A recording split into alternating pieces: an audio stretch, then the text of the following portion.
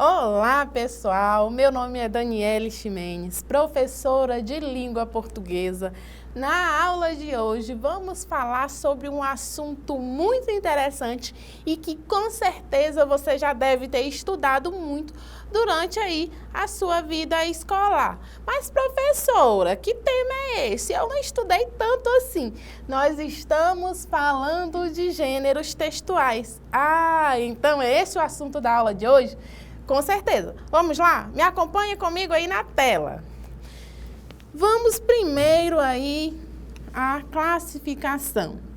Os gêneros textuais são classificados conforme a sua função comunicativa. Eles são produzidos com linguagens e estruturas diferentes, ou seja, cada gênero textual recorre a um tipo de texto. E aí nós entramos no ponto mais importante, diria eu, para você compreender bem o que é um gênero textual e jamais, nunca, em nenhum momento da sua vida, confundir gênero textual de tipologia textual. O que é um gênero textual mesmo? Quando nós falamos de gênero textual, nós falamos da função social que cada texto tem. Como assim, professora? Eu não entendi. Eu posso facilitar para você. Quer ver? Qual é a função mesmo de uma notícia, hein? Essa aí eu sei, é fácil, hein? Informar. E qual é a função de uma anedota ou piada? Professora, é provocar humor. Tá vendo como é fácil compreender o que é um gênero textual? Tá certo, a senhora falou aí o que é gênero textual e eu acho que eu já entendi. E tipologia textual não é a mesma coisa? Não. Embora muita gente confunda, gênero textual é diferente de tipologia textual. Como assim? A tipologia tem a ver com estrutura. Quer ver? Olha aí comigo aí na tela. Há muitos gêneros textuais, enquanto há aí 5 tipos de texto. Eu tenho o texto, a tipologia narrativa, descritiva, argumentativa, expositiva e injuntiva. Para facilitar, eu trouxe um mapa aí para vocês que vai aparecer com os gêneros textuais e que também traz aí diluído as tipologias textuais. A começar aí pela tipologia dissertativa. Então, ela expõe um tema ou um assunto por meio de argumentação. No caso, seria a tipologia dissertativa. Quando nós falamos de texto dissertativo argumentativo, nós falamos ali da redação. Inclusive, a que é cobrada na prova do Enseja, certo? E aí, quais textos seguem aí a estrutura da dissertação? Que é falar sobre um determinado assunto, sobre um determinado tema. Eu tenho ensaio, eu tenho artigo de opinião, eu tenho resenha, eu tenho a carta de opinião e assim sucessivamente. Aí aparece para vocês a anedota, que é um texto humorístico que leva ao riso e você deve conhecer mais comumente como piada. Em seguida, eu tenho o texto de tipologia narrativa. Como assim? Eu tenho ali narrando, contando um determinado fato, uma determinada história. Então, quer ver? Professora, se eu vou contar algo que aconteceu ali no meu dia a dia, eu estou narrando? Com certeza. Se eu pego um conto ali, eu tenho uma narrativa ali, tenho uma história ali por trás?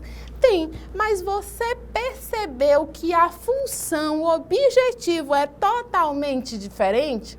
Então, isso significa dizer que vários gêneros textuais vão se encaixar dentro da tipologia narrativa, mas com objetivos diferentes. E aí, em seguida, nós temos alguns exemplos, como romance, novela, fábula e lenda. O que difere um do outro? O objetivo é o mesmo praticamente, no entanto, a estrutura, a forma de composição é diferente. Como, por exemplo, a novela ela é bem mais extensa que o romance E o romance, por sua vez, bem mais curto que...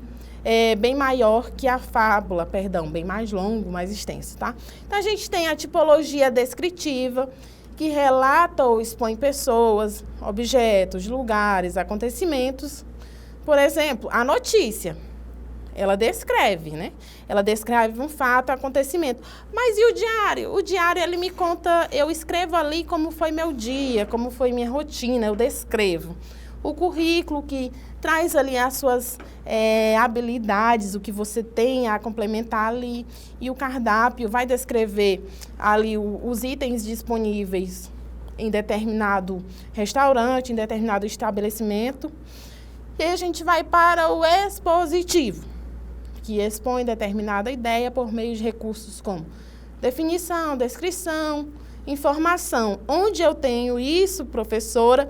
Nos seminários. E aí eu faço uma pausa e uma observação muito importante. Aí, professora, seminário é um gênero textual? Com certeza. Quando nós falamos de gêneros textuais, pessoal, eles não são apenas escritos. Eles também podem ser oralizados, verbalizados.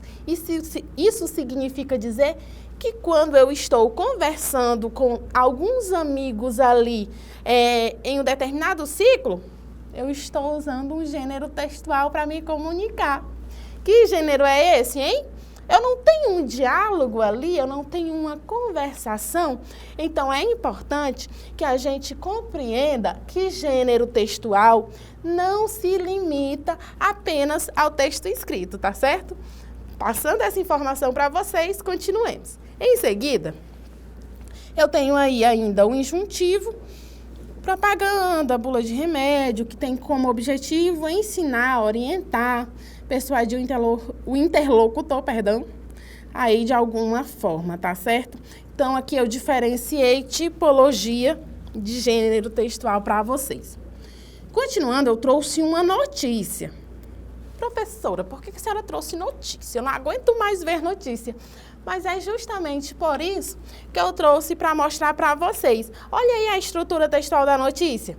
Eu tenho aí o título, né? Eu tenho o antitítulo, eu tenho um título, eu tenho um subtítulo, eu tenho a slide, eu tenho o corpo da notícia. E esse é um gênero que vai se diferenciar muito da anedota, da piada. Olha só o tamanho, olha só a organização, a distribuição. As piadas ou anedotas, elas se apresentam de forma mais curta. Afinal, o objetivo é totalmente diferente. Se lá na notícia eu tenho o objetivo de informar, de trazer determinado fato, determinado acontecimento de forma detalhada, aqui na piada eu quero trazer humor. E esse humor pode ser feito de forma curta. Olha só. No busão, um homem perguntou ao cobrador: quanto custa o ônibus? R$4. Então, manda todo mundo descer que eu compro. Então, assim, normalmente é importante, professora, não achei graça nessa piada. O que é que tem a ver? Eu não entendi, não gostei. Mas, geralmente, as anedotas, elas levam em consideração o público-alvo. Como assim? Quem vai ler, quem vai ouvir. Então, para que ela tenha o efeito esperado, depende muito do meu interlocutor, se ele vai achar aquilo engraçado. Mas observa que segue a estrutura, a função social da piada. Portanto, eu tenho uma piada ou uma anedota. Em seguida, eu tenho para vocês aí outros exemplos que são menos comuns ou que não se vê tanto, como o editorial, que ele aparece normalmente em jornais e revistas, impressos e online, e aí nós temos um processo de mudança, quer dizer, quase não se vê mais tanto textos aí, editoriais, aparecendo em jornais impressos, até porque tem sido cada vez mais reduzida a quantidade de impressões, tá? Aqui segue uma estrutura com introdução, desenvolvimento, conclusão, tem a característica aí como o caráter objetivo e subjetivo, o uso de uma linguagem simples e clara, textos dissertativos, argumentativos e assim por diante. E aí eu trouxe para vocês a carta ao leitor, não é? Que também tem como suporte o jornal, só que aí ela tem um objetivo totalmente diferente. Então, enquanto o editorial ele tem essa função aí de revelar um determinado posicionamento do grupo de editores responsáveis por determinada publicação, a carta do leitor ela já relata algum fato para expressar sua opinião sobre alguma notícia, tema atual ou artigo que foi publicado. Professora, isso está ficando complicado. Eu trouxe um outro exemplo para vocês, para mostrar que... Professora, eu queria ler uma história em quadrinho para mostrar que o quê, pessoal? Que o gênero textual também não significa que eu tenho que ter só palavras, que eu preciso necessariamente usar só a linguagem verbal para a sua composição. Eu utilizo também a linguagem não verbal. Isso significa dizer que eu posso utilizar ou ambas, linguagem verbal e não verbal, juntas para a construção de determinado gênero textual, ou apenas uma delas, e ali eu tenho sentido. Porque o meu objetivo aqui é o quê? A função social. E como esse gênero textual vai se apresentar, depende dessa função, tá certo? Acompanhe aí comigo. Você com certeza já deve ter ouvido falar nas charges. O que eu tenho aqui é um cartoon, tá? Que diz assim: os robôs atingiram nosso nível de inteligência. Então, observa que só por esse balão eu não consigo fazer a interpretação desse cartoon. Professora, eu achei que era uma charge. Por que é um cartoon e não uma charge? A charge, ela tem mais ou menos essa mesma estrutura. No entanto, a charge, ela trata de temas que acontecem ali no momento muito próximo, algo do momento. Já o cartoon não, ele trata de temas mais universais e temas que não precisam necessariamente ser atuais, basta que eles sejam recorrentes.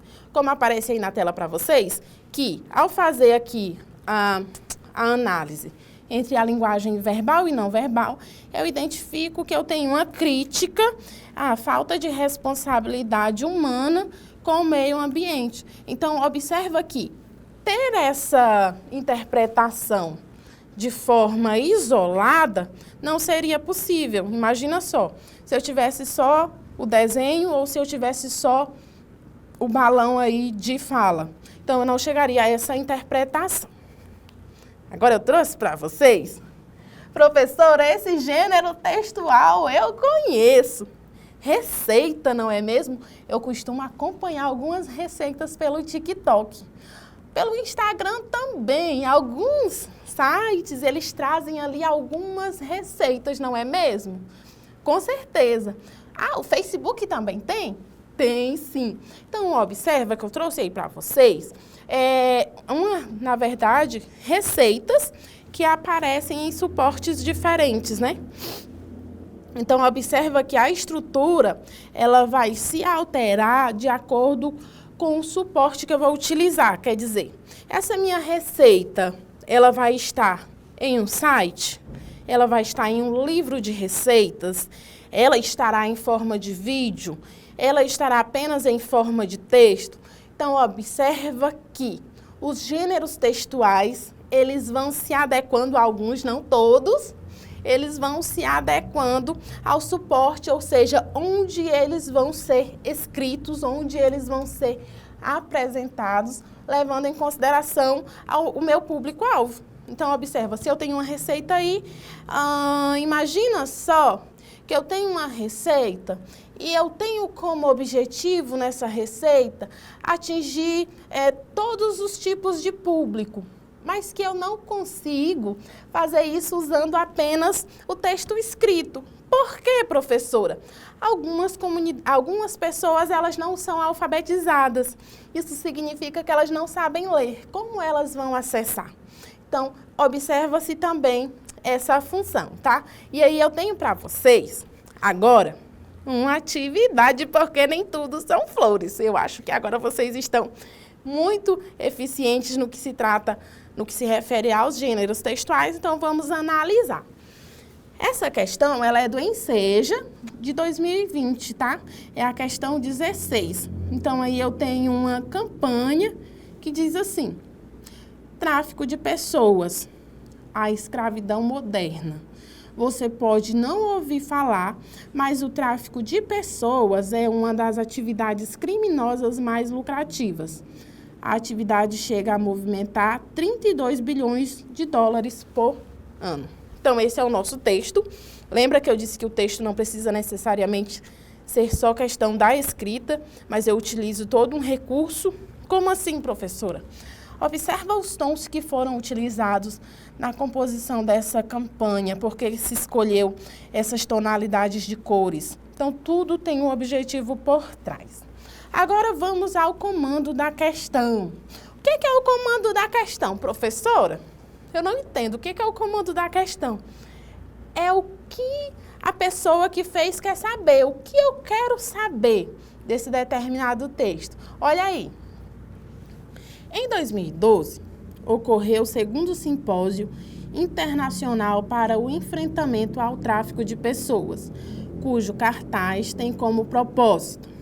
Qual o objetivo desse cartaz, hein, pessoal? Letra A. Denunciar o turismo sexual mundial? Seria esse o objetivo?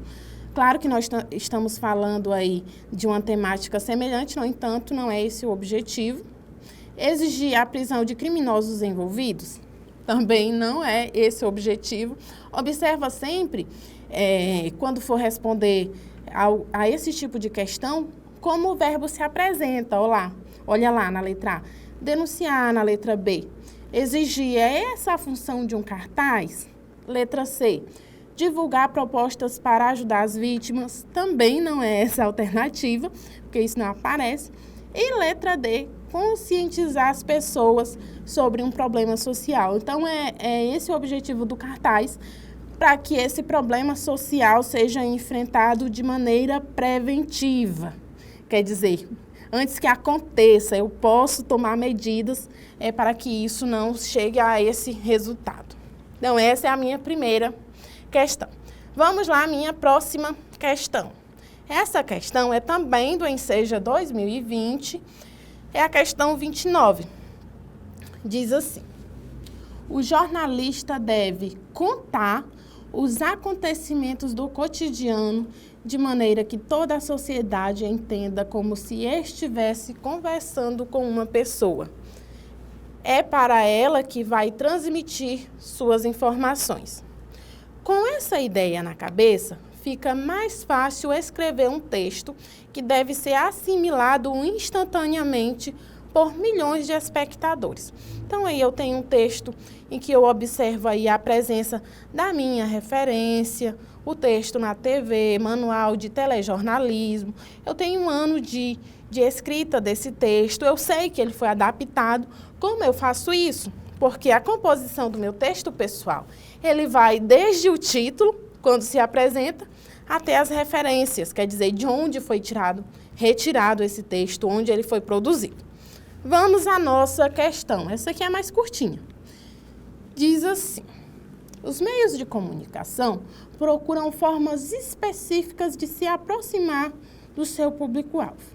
De acordo com o texto, para cumprir esse objetivo, jornalistas de TV e rádio devem: letra A, empregar a linguagem clara. Letra B, abordar temas da atualidade. Letra C, usar expressões típicas da oralidade. E letra D, divulgar informações de interesse comum. Ai, professora, todas essas questões para mim parecem corretas. E o que você deve fazer? Você deve ler o comando da questão e ler o texto, observar qual é o tema central, do que se trata. Então, aí eu tenho como resposta a minha alternativa A, empregar a linguagem clara. Como assim, professora? Vai da função social de determinado gênero textual. O jornalista, ele escreve uma notícia, ele escreve uma reportagem. Qual é o objetivo? Qual o público-alvo? quem eu vou atingir. Então, é por isso que eu tenho que ter uma linguagem clara, objetiva, que traga ali os fatos de forma coerente, acertada, sem margem ali para ambiguidade, para dupla interpretação e assim sucessivamente. Então, nós finalizamos a nossa aula aqui. Eu espero que você tenha aprendido muito sobre gêneros textuais e como interpretá-los. Eu te vejo na próxima aula. Tchau!